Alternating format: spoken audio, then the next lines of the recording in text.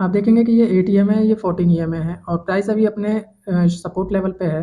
जैसे ये ईएमए एक दूसरे को क्रॉस करते हैं और सपोर्ट लेवल पे है, तो हमें सिर्फ ये देखना है कि ब्लू ईएमए जो हमारा एटीएम है वो 14 ईएमए को अपसाइड की तरफ क्रॉस करे और दूसरा कि क्रॉस जब वो करे तो उसका जो डायरेक्शन है वो कम से कम 30 से 35 डिग्री अपसाइड की तरफ हो। तो देखते हैं यहाँ पे क्या होता है। आप देखेंगे कि यहाँ पे ये अपसाइड की तरफ मूव करने लगा है। तो अभी हम वेट करेंगे कि ये एटलीस्ट इसको अच्छे से क्रॉस करे और जो 8 ईएमए 14 ईएमए के बीच गैप है वो गैप हमें देखने को मिले। जैसे कि यहाँ पे ये देखोगे आप गैप है, तो ये गैप हमें देखने को मिले।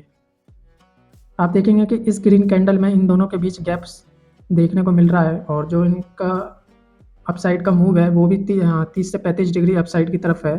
तो हम इस कैंडल के हाई ब्रेक पे अपनी एंट्री बना लेंगे। तो इस कैंडल के हाई ब्रेक होने पे हमारी ये एंट्री बन जाएगी और इस 14 ईएमए के नीचे का हमारा स्टॉप लॉस रहेगा और टारगेट हमारा लगभग यहाँ तक का 1:3 या 4 जो भी हो वो हम ले लेंगे। और आप देखेंगे कि ये गैप बढ़ता जा रहा है और प्राइस हमारी ही डायरेक्शन में मूव करता हुआ दिख रहा है और यहाँ पे हमें हमारा टारगेट ये ईज़िली मिल गया। इसी जगह पे हमें अपना ट्रेड प्लान करना है और जो ईएमए का कॉन्सेप्ट है वो हमेशा सपोर्ट और रेजिस्टेंस लेवल या ट्रेंड लाइन के पास होए तो वो अच्छे से वर्क करता है।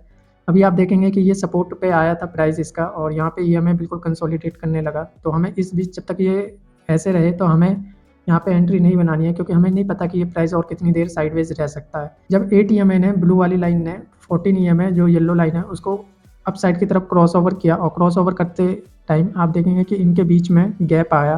तो जब ये गैप आए और जो इनका अपसाइड का मूव है वो लगभग 30 से 35 डिग्री का मूव आए अपसाइड में, तब हम इसमें इसके नेक्स्ट कैंडल में अपनी एंट्री बना सकते हैं इसके हाई ब्रेक होने पे। और जैसा कि इस कैंडल का जैसे ही हाई ब्रेक हुआ यहाँ पे एंट्री बनाया हमने और हमें हमारा टारगेट मिल गया।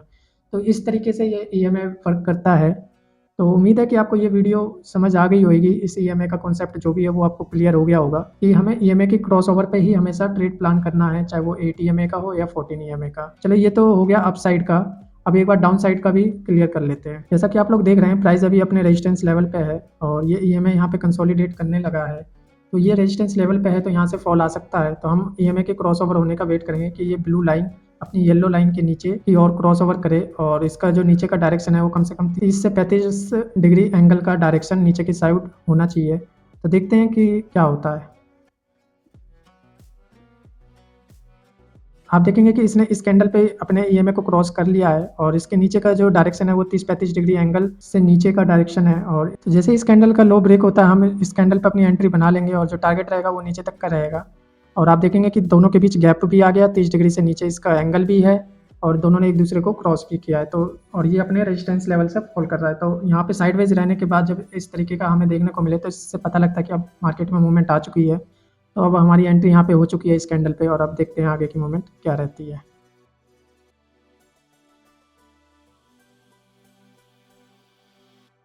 आप देखेंगे कि इन दोनों के बीच का गैप बढ़ता जा रहा है और कहीं भी दोनों ये में एक दूसरे से टच नहीं हो रहे हैं और जो प्राइस का डायरेक्शन है वो भी हमारी डायरेक्शन में चलता जा रहा है। तो अभी हमारा टारगेट भी ये हिट होता हुआ दिखेगा और जो टारगेट है वो आप देखेंगे कि इसमें इतना सा रिस्क है और जो टारगेट है वो कितना बड़ा देखने को मिलेगा। तो रेजिस्टेंस लेवल पे इस तरीके की एंट्री जब हम करते हैं तो हमें काफ़ी बड़े बड़े टारगेट देखने को मिलते हैं और इसकी एक्यूरेसी भी काफ़ी ज़्यादा होती है। और आप देखेंगे कि यहाँ पे ये प्राइस बिल्कुल ही फॉल करता जा रहा है और ये में एक दूसरे से कितने दूर हैं अभी। और ये एंट्री हमारी काफ़ी अच्छी सही जगह बनी और एंट्री बनने के बाद आप देखेंगे कि प्राइस ने किस तरीके से मूव किया। हमारा इस लेवल पे हमें कंफर्मेशन मिल गई कि ये प्राइस नीचे की तरफ फॉल कर सकता है और इसका जो एंगल है वो लगभग 30 डिग्री से नीचे का एंगल है।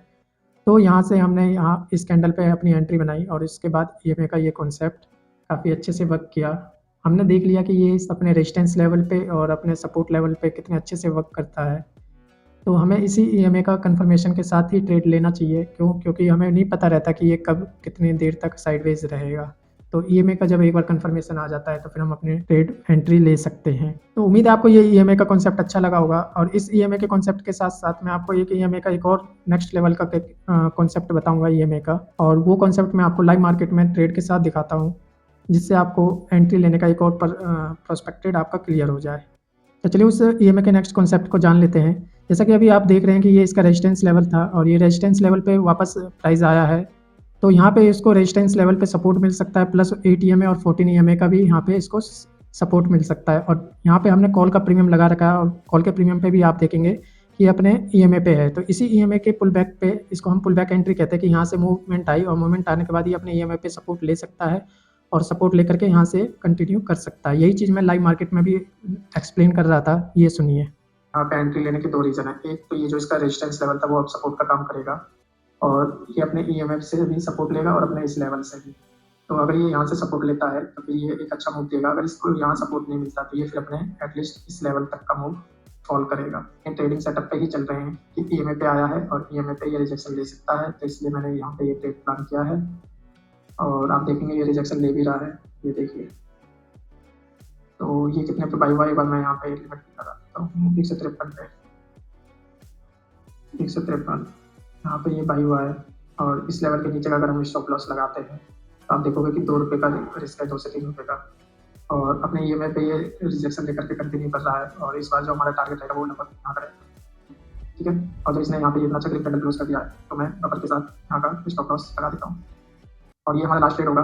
इसके पीछे का जो भी रीजन है वो मैंने आपको अभी लाइव बता दिया है कि इसका एक तो यहाँ पे भी ये सपोर्ट है, दूसरा इस ईएमआई का सपोर्ट है। इन दोनों चीज़ों को देखते हुए मैंने यहाँ पे ये ट्रेड लिया है और इसमें लगभग 2 से 3 रुपये का रिस्क है और जो हमारा 1100 का लॉस था वो 600 पे आ गया है।